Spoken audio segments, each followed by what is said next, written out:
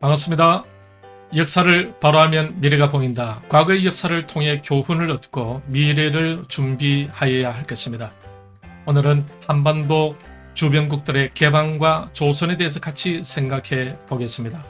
1863년 후손이 없이 철종이 사망하자 흥선대원군의 아들 고종이 12세로 왕위에 오르게 되고 흥선대원군은 섭정이라는 형식으로 정치에 참여하게 되며 부국강병이라는 슬로건을 내세우면서 쇄국 정책으로 들어가게 됩니다.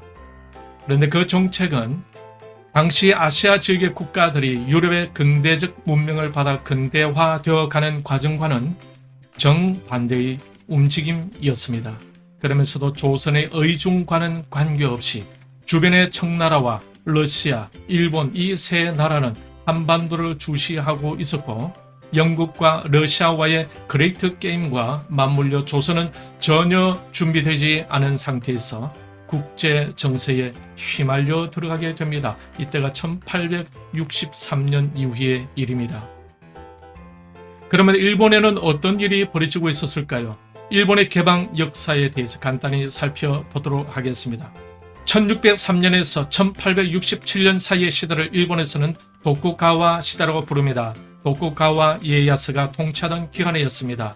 이때 일본의 국가 시스템은 번이라고 불리는 260여 개의 지역 연합체였습니다. 번이라는 것은 우리나라의 행정구역을 나타내는 도에 해당되는 것입니다. 지난 시간에 말씀드린 대로 중국 주위에 있는 주변국들은 중화 질서 속에서 유지되고 있었습니다. 그 주변 나라들은 중국의 책봉과 조공체제 속에 속해 있었고 우리 조선도 역시 마찬가지로 그 질서 속에 있었습니다. 그런데 일본은 중국과의 책봉 조공체제에서 이탈하게 됩니다.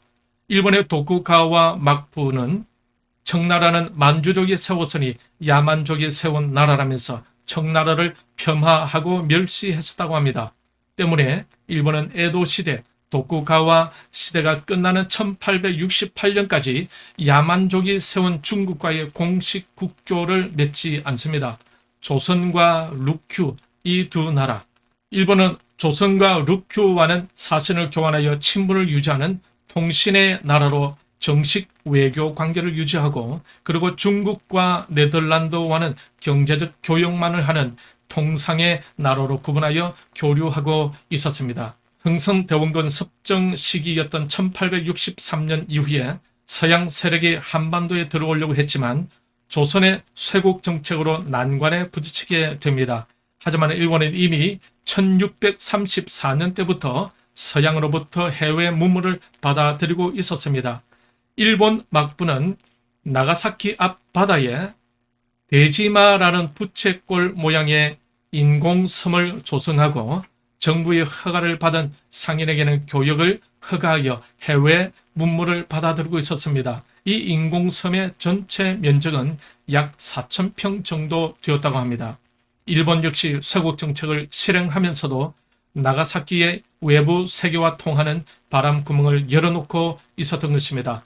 또 일본은 류큐 왕국과 사스마 번의 교역로도 열어놓았습니다. 류큐 왕국은 당시 인도, 아프리카, 인도네시아, 중국 등과 국제 무역을 왕성하게 하고 있던 나라였습니다.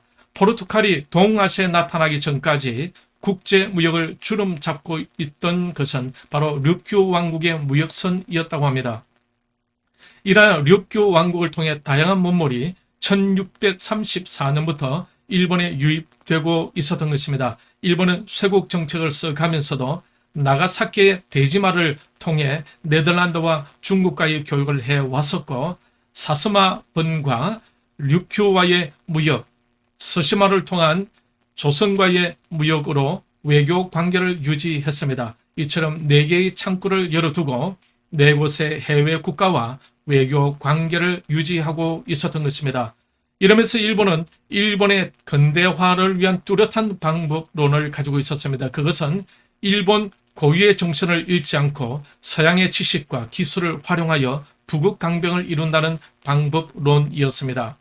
국방의 목적을 달성하기 위해서는 단순히 서양의 근대적 군사 기술만을 도입하는 것으로는 불충분하며 반드시 정치와 경제를 근대적으로 재편성해야만 가능하다는 사실을 일본의 지식인들은 깨닫고 있었던 것입니다. 이처럼 일본은 세계에 흐르고 있던 근대화 정신에 일찍이 눈을 뜨고 그 근대화 정신을 자기 나라로 도입하고자 했던 것입니다. 그런데 조선은 어땠을까요?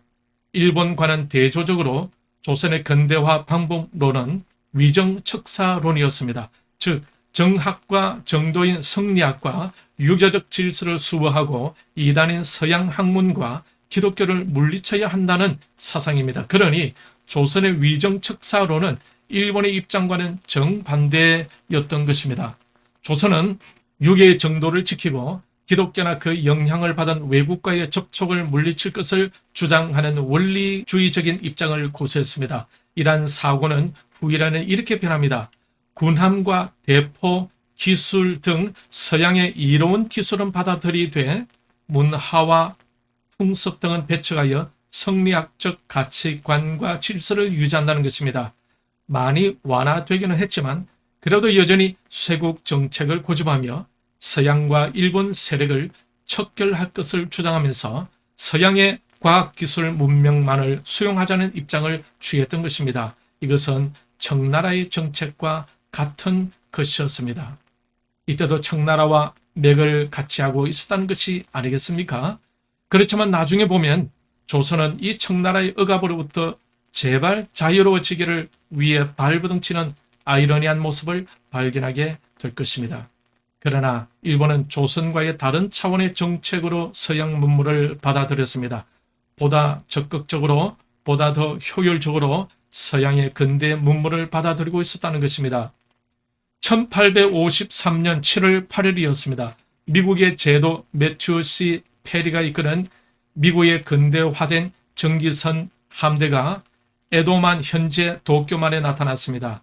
검은 연기를 뿜으며 무지막지한 괴물 같은 배가 일본 앞바다에 등장한 것입니다. 그런 모양의 배는 한 번도 보지 못한 배였습니다. 돛도 올리지 않고 검은 연기를 내뿜으면서 일본 육지를 향해 다가왔습니다. 선체가 온통 새까만 거대한 군함 4척이 바다를 휘저으며 함포를 발사하면서 무력 시위를 하자 세상이 발칵 뒤집혀지고 말았습니다. 그 당시 일본인들은 바람의 힘이나 사람의 힘에 의해서 배가 움직인다는 것을 상식적으로 알고 있었는데 에도만 도쿄만에 출현한 미국 함대는 그렇지 않았던 것입니다. 그런 배와 대적할 수단은 일본 내에 존재하지도 않았습니다. 그것을 보게 된 일본은 절망에 빠지게 되었고 일본은 순순히 두 손 다 들고 미국에 항복하고 맙니다. 그러면서 미국은 쉽게 일본과 화친 조약을 맺게 되죠. 이 일은 1854년 3월 31일에 일어났습니다. 이때는 흥선대원군이 섭정하기 9년 전의 일입니다. 일본과 화친 조약을 맺은 후에 미국은 사무라이들에게 미국 군함을 견학할 수 있는 기회를 마련해 주었다고 합니다. 군함을 방문한 사무라이들은 전기기관과 근대식 무기에 굉장한 호기심을 보였습니다. 사무라이들은 단순히 견학만 하는 것이 아니라 눈에 보이는 무기들을 그림으로 다 그렸습니다. 그리고 그것들을 복제하여 독자적으로 그 무기를 생산하는데 10년도 채 걸리지 않았다고 합니다. 1년 후 일본은 1855년 11월 24일에 네덜란드와 화친 조약을 맺습니다. 그리고 1858년 9월에는 프랑스와 화친 조약을 체결하게 됩니다. 이로써 독국가와 막부가 200여 년간 견지해온 쇄국 정책의 빗장은 풀려졌고 일본은 서구 열강 5개국, 미국, 영국, 프랑스, 러시아, 네덜란드와 수교 및 통상 조약을 체결하게 됩니다. 그러면서 전 근대적인 쇄국 시대에서 근대적인 조약 체제 시대로 나가게 된 것입니다. 중국은 어땠을까요? 중국 청나라는 1830년에서 시작하여 1860년에 종결된 아편전쟁을 시작으로 서양과 조약을 맺고 개방체제로 전환하게 됩니다.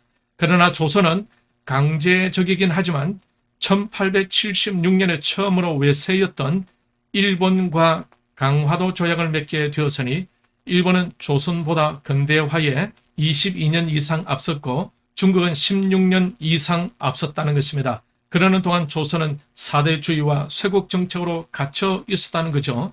그러고 보면 조선은 자주적인 것 같으면서도 사대주의로 인해 의존적인 나라로 유지되고 있었음을 알 수가 있습니다. 의존적 자주적인 나라, 조금 정체성이 모호한 면이 없잖아 보입니다.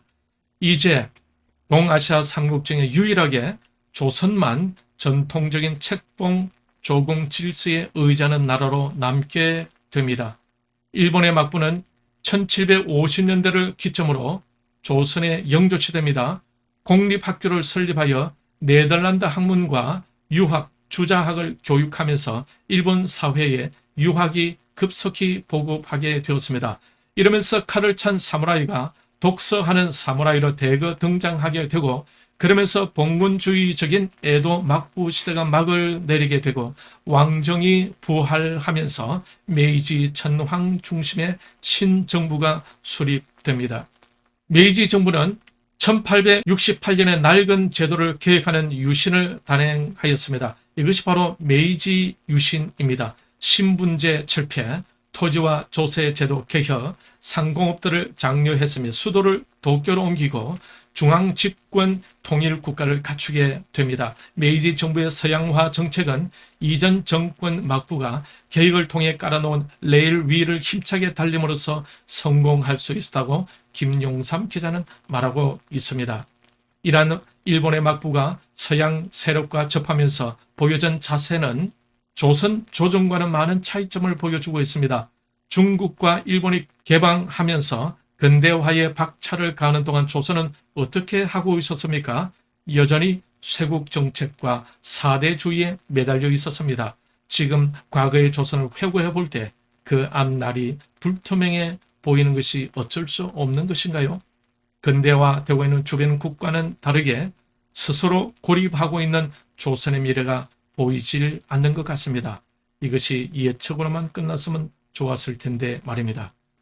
오늘은 여기까지입니다. 일본과 중국의 개방과 근대화 과정을 짧게 살펴보면서 조선의 미래를 엿보는 시간도 가져보았습니다. 다음에는 일본의 메이지 유신의 성공과 그 후유증이 조선에 미치는 영향에 대해서 같이 살펴보도록 하겠습니다. 역사를 바로 알면 미래가 보인다. 남은 주간도 하나님의 개입 속에서 승리하시기를 축복합니다. 시청해 주셔서 감사합니다. 승리하십시오.